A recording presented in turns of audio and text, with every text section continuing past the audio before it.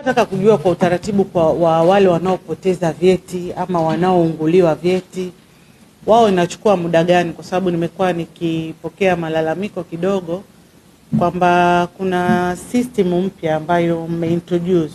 Wapo ambao walikuja wakasajili au wakaripoti kwamba vyeti vyao vimepotea, wengine kuunguliwa, na wakati wako kwenye process ya kusubiri kupata sasa vyeti vingine, wakaitwa tena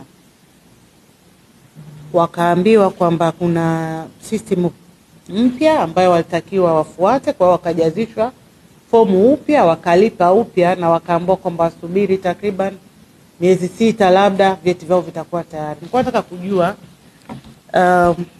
ni kweli inachukua muda huo, na hii system mpya ambayo me introduce labda mngenielezea kidogo, ili na mimi nikibano huko mitaani nijue na natoa majibu gani, maana sikuwa najua, lakini niliwaambia kwamba niacheni nitafuatilia ili nijue utaratibu ukoje. Mheshimiwa Naibu Waziri, huduma ya kutoa cheti mbadala ipo na taratibu zake ziko wazi, tumeziweka kwenye mtandao. Ana lipia kwa control number, lakini anakuwa na kipande cha gazeti ametangaza, kwa sababu inawezekana kimepotea lakini kipo mahali fulani. Kwa hiyo ni taratibu ambao ni traditional, anatangaza kwa umma, lakini anakuwa na loss report. Kwa kukamilisha hizo taratibu huwa haichukui muda kumpa nani.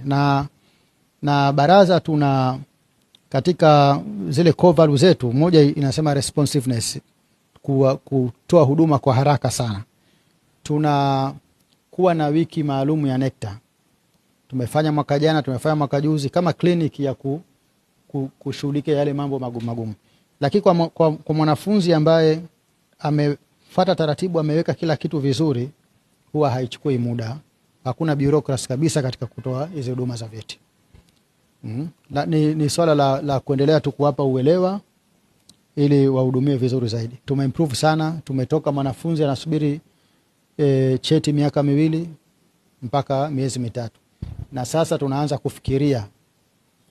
kufikiria mfano kama form 6 mwaka jana hata zile neri hatukutoa. Sasa sema kwa nini utoe neri wakati ndani ya wiki 2, 3, mwezi unaweza kumpa cheti? Form 6 wanafunzi wako 100,000 na. Kwa hiyo tuliburuza tu vyeti haraka tukawapa wote, na form 6 wengi wana pressure, wengine kuna kusoma nje, tuliwapatia vyeti. Na wakati mwingine hata kama kumetokea changamoto, baraza linatoa barua za utambulisho. Kama nilivyosema kwamba nimekuja kujifunza na nimejifunza mengi sana. Kwa hiyo sasa hivi kidogo nitakuwa comfortable maswali ya NECTA yakija katika bunge. Tuendelee kuchapa kazi hivyo hivyo kizalendo. Tupo wachache, load kubwa, lakini tusichoke. Tunafanya kwa ajili ya taifa letu, lakini tunafanya kwa ajili ya kizazi cha kesho.